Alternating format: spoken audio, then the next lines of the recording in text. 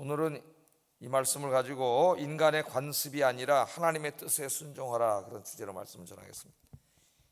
인간의 관습대로 살지 말고 하나님의 뜻대로 삽시다, 그런 의미입니다. 자, 오늘 본문은 야곱이 이제 요셉의 두 아들을 축복하는 그런 내용이 전체 내용이에요. 이제 그 중에 일어났던 일들을 다루고 있습니다. 자, 야곱이 요셉에게 하나님의 약속과 이제 사명의 말씀을 전한 후에 요셉의 두 아들을 축복을 합니다. 축복을 하는데 눈이 굉장히 이제 어두워졌다 그래요. 나이가 147살이 됐으니까 아마 거의 이제 잘 보이지 않았던 것 같습니다. 그래서 야곱의 두 아들들이 얘들이 누구냐 할 정도로 거의 이제 잘 보지 못했던 것 같아요. 야곱이 이제 두 아들을 가까이 나한테 데리고 오라 그랬죠. 내가 축복하겠다, 그랬습니다. 그래서 여러분들 자녀들을 위해서 또 손주들을 위해서 여러분들 늘 기도하고 또 만져주면서 축복하는 여러분 되기를 주의 이름으로 축복합니다. 그거 얼마나 좋아요. 할아버지 할머니가 애기들 안아주면서 하나님이 아이를 복 주시고 하나님께 쓰임받게 하시고 하나님께 영광 돌리게 하시고, 그럼 그 아이가 얼마나 복된 아이가 되겠어요. 자, 데리고 와라, 내가 복을 주겠다, 그렇게 말씀을 합니다. 그러니까 이제 요셉이 어떻게 데려왔어요? 오늘 말씀을 보면은 아버지가 이렇게 앉아있고 이제 맞은편에 앉아있을 거 아니에요. 그러니까 자기의 왼손으로, 우리말로 복잡하게 막 해놔가지고 그런데 간단하게 말하면 이거죠. 야곱의 오른손이 올라가도록 오른쪽에는 장남 큰아들이 므낫세를 앉히고, 왼손이 올라가도록은 그 차남인 에브라임을 왼쪽에 앉힌 거죠. 이제 그 말을 왼손으로는 므낫세를 해서 오른손 쪽에 앉히고 이렇게 복잡하게 설명을 해놔가지고 해석을 해서 이제 머리 금방 안 들어오는데 그겁니다. 왜냐하면 이 당시에 이제 관습, 또 그 문화가 누가 항상 오른손으로 더 큰 복을 받아야 된다고 생각을 하고 있어요. 장남 우대 문화는 우리나라에도 굉장했죠. 지금은 이제 하나둘밖에 안 남는 게 별로 의미가 없는데, 예전에는 장남에 대한 게 상당해가지고 드라마도 다 나왔었어요. 하여튼 닭이 시골에서 계란 하나 나면은 엄마가 몰래 훔쳐놨다는, 장남 주고 아들 주고 딸들을 나머지 주지도 않고 막 이래서 나머지 자녀들이 상처받고 막 그랬죠. 장남 우대 문화가 있습니다. 그렇게 장남만 편애하다 나중에 장남한테 호되게 당하는 부모님들이 많죠. 효도도 안 하고. 자, 장남이 복을 받는 게 오른손으로 항상 장남 머리에 얹어야 돼요. 왼손이 이제 차남이나 이렇게 얹고, 그러니까 장남이 항상 최고의 복을 받아야 된다는 것이 모든 사람들이 생각하던 통념이었죠. 그러니까 요셉도 당연히 그렇게 이제 아버지 앞에 갖다 앉힌 거예요. 그래서 이제 앉혀서 기도를 받습니다. 그런데 야곱이 어떻게 해요? 이제 당연히 이제 요셉은 얘가 므낫세고 얘가 에브라임이면은 므낫세에게 오른손 얹고, 어이쿠, 이제 에브라임한테 왼손을 이렇게 얹어서 이렇게 이제 당연히 할 거라고 생각했는데, 아버지가 이렇게 하는 거예요. 이렇게. 오른손이 어디로 가요? 차남인 에브라임한테 가고 왼손이 장남인 므낫세한테 가는 거죠. 14절 한번 읽어보겠습니다. 시작.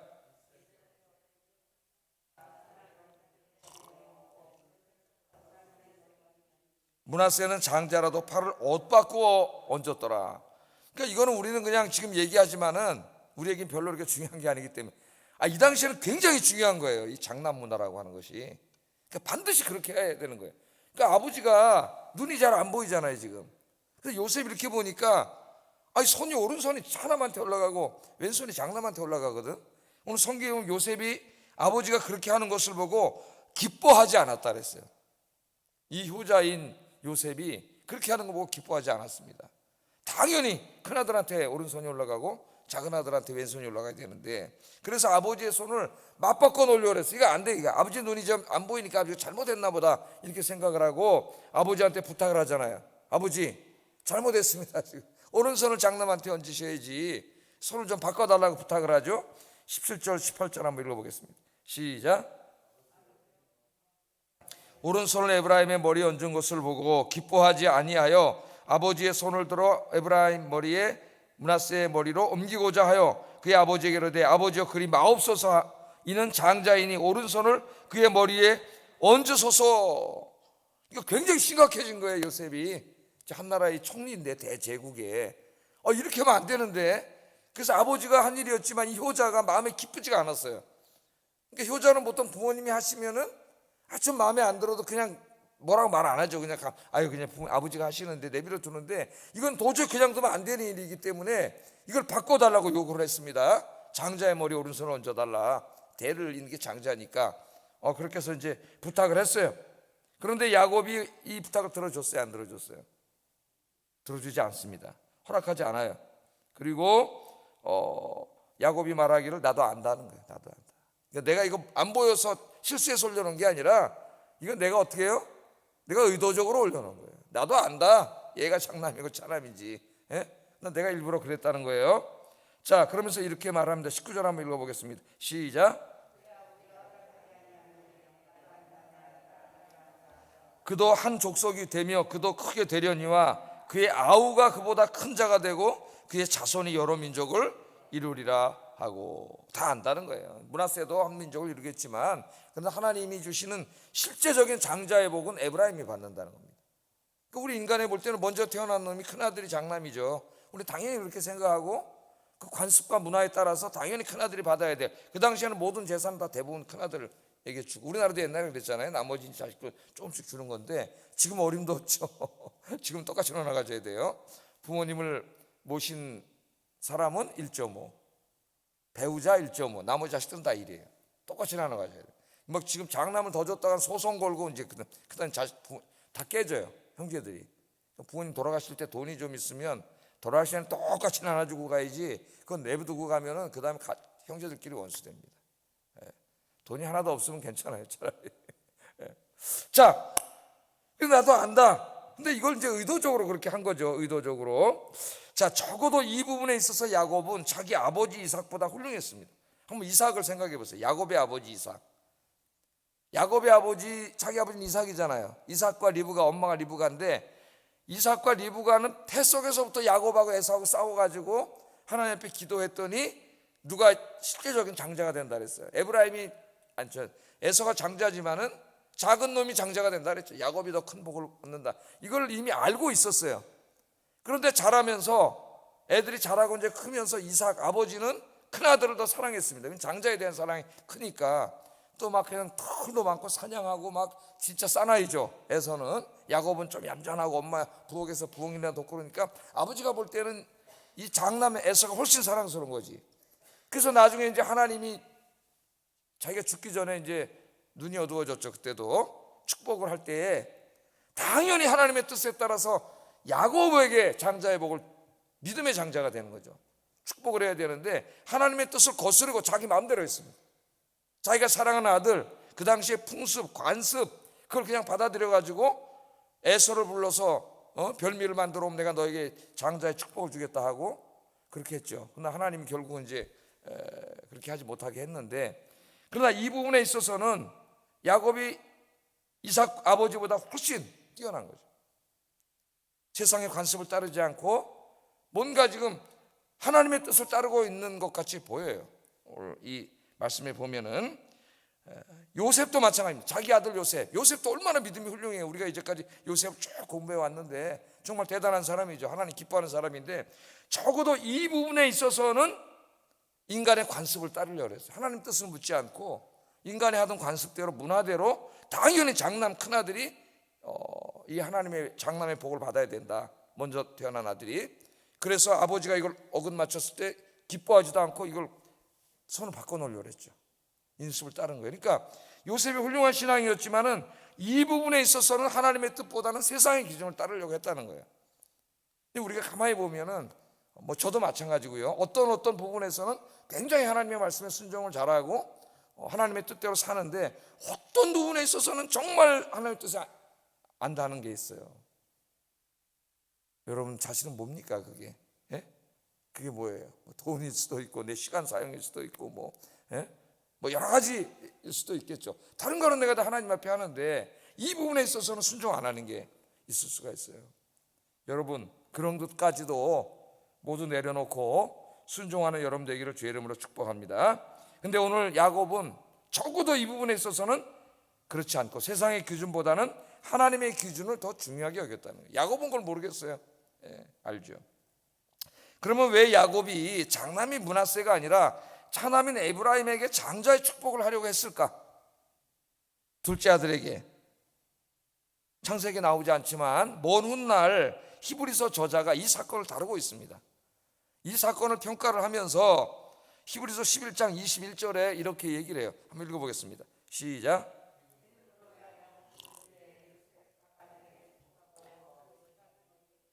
경배하였으며, 여기 보면 참 놀라운 말을 하죠. 야곱이 죽을 때에 요셉의 각 아들에게 축복한 지금 이 내용이죠. 이 내용을 다루면서 이 손을 어긋맞힌 행동이 믿음의 행동이었다고 이야기합니다. 믿음의 놀라운 해석이에요. 믿음으로 그렇게 했다는 거예요.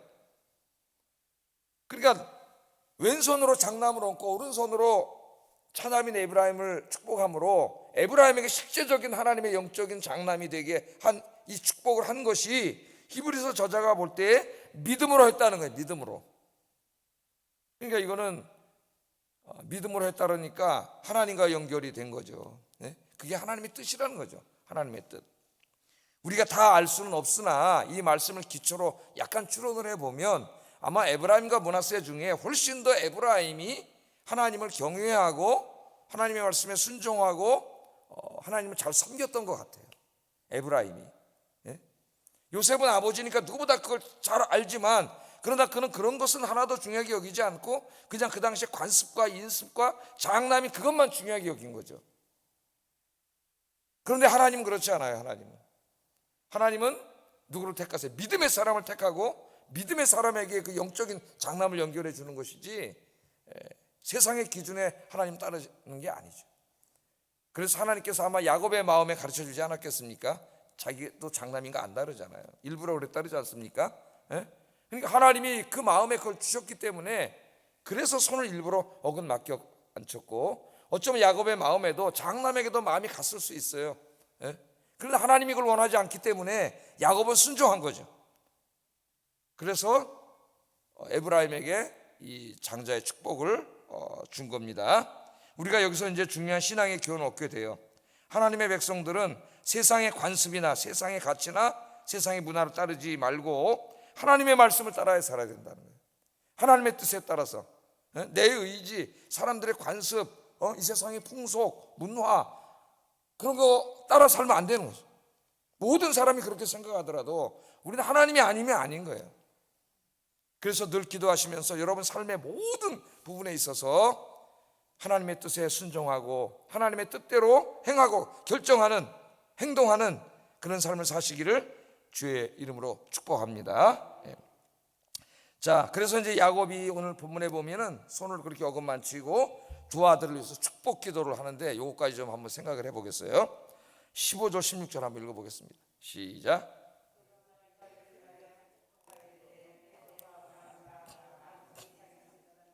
나의 출생으로부터 지금까지 나를 기르신 하나님, 나를 모든 환난에서 건지신 여호와의 사자께서 이 아이들에게 복을 주시오며 이들로 내 이름과 내 조상 아브라함과 이삭의 이름으로 칭하게 하시오며 이들이 세상에서 번식되게 하시기를 원하나이다.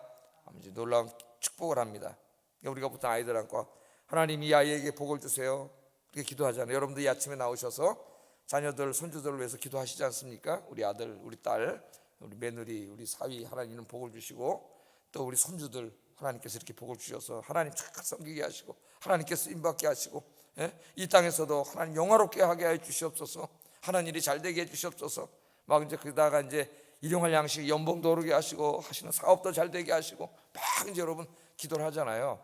하나님이 해주세요. 이 야곱도 그런 기도예요. 영육간에 큰 복을 받게 해달라고 하는 기도인데 여기 이제 야곱이 기도를 할 때에 하나님에 대해서 이제 얘기를 하는데 그냥 하나님 도와주세요가 아니라 하나님에 대한 수식어가 굉장히 많습니다 지금. 그런데 그 하나님에 대한 수식어가 세 개가 나와요. 세 개가. 첫째는 뭐라 그래요? 내 조부 아브라함과 아버지 이삭이 섬기던 하나님. 그러니까 자기 있고 아버지 있고 할아버지 있고 그러니까 자기의 신앙의 유대 어떤 신앙의 그 뿌리 신앙의 그 역사를 할까요? 가정에 그게 어디서부터 시작돼요? 자기 할아버지인 아브라함과 이삭이 섬기던 하나님 그렇게 얘기합니다. 자, 이 얘기를 들었을 때에 그 요셉과 두 아들 그 두 아들의 마음이 어땠을까 한번 생각해 보세요. 제가 한번 이 생각을 해봤어요.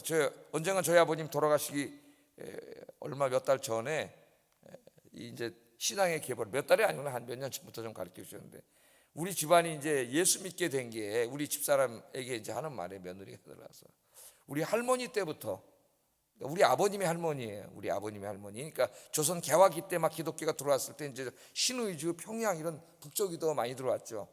선교사에 들어와서 교회를 세울 때 할머니가 이제 제일 먼저 김씨였다 그래요. 근데 다 이 제사 이런 걸 다 헐어버리고 교회 다니면서 이제 기독교 신앙을 받아들여 가지고 신앙생활을 했고, 그래서 이제 우리 아버님은 저 신의주 제2교회라고 거기 담임 목사님이 이제 한경직 목사님이셨어요. 영락교회를 개척하신 한경직 목사님 거기 담임 목사님이셨고, 그때 그 신의주 쪽에 유명한 목사님들이 많이 계셨더라고요.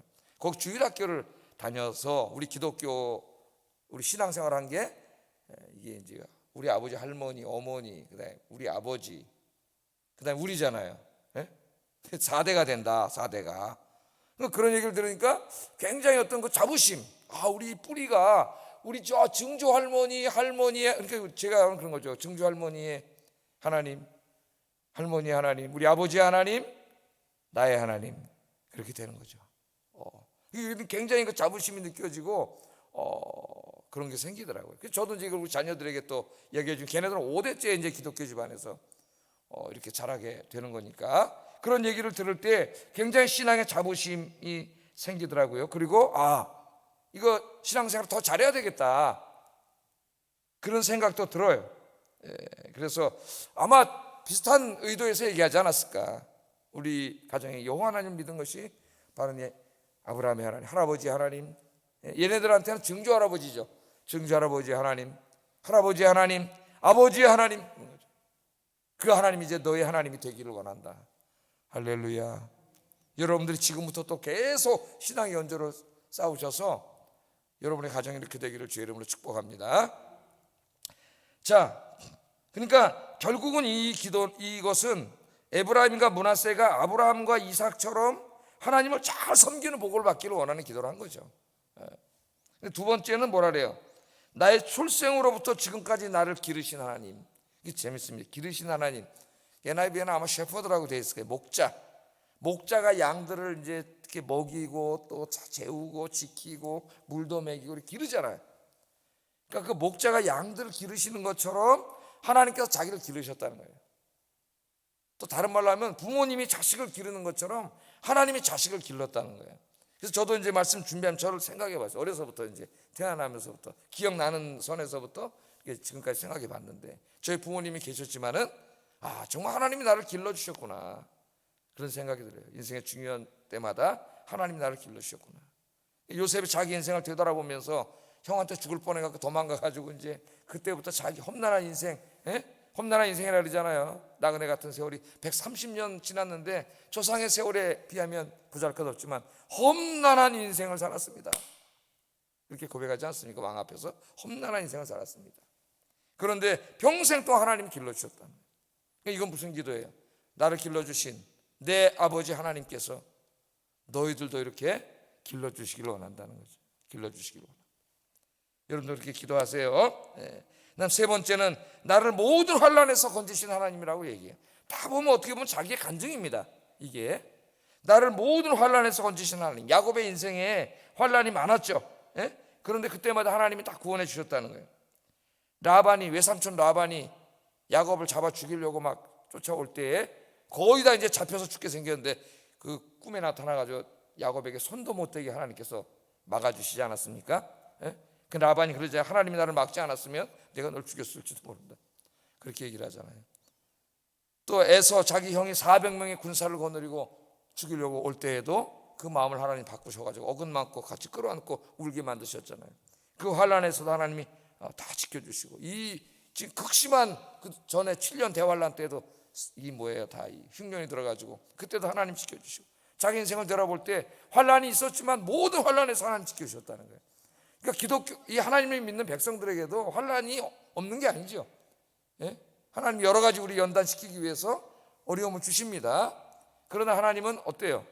감당할 시험만 주시고 또 피할 길도 열어주시고, 할렐루야.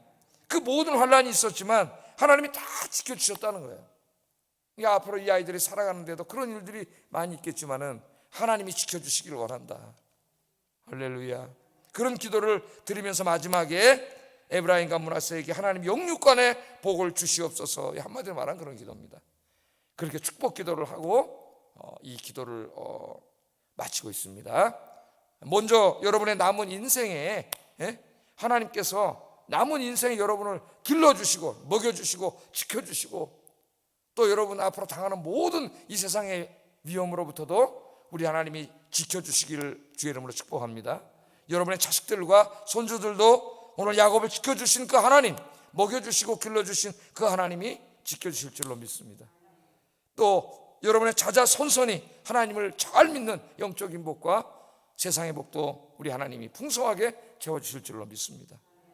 할렐루야. 오늘 그렇게 기도하세요. 기도하겠습니다. 자, 기도의 제목으로 삼고 기도합니다. 세상의 관습이나 문화에 따르지 않고 하나님의 말씀에 순종하여 살게 하소서. 내 삶의 모든 부분에서 그렇게 살게 해주세요. 하나님의 돌봐주심과 지켜주심의 은혜를 체험하며 살게 해주세요. 세 번째, 나와 자식들이 하나님의 영육간의 복을 받아 누리며 살게 해주세요. 기도하겠습니다.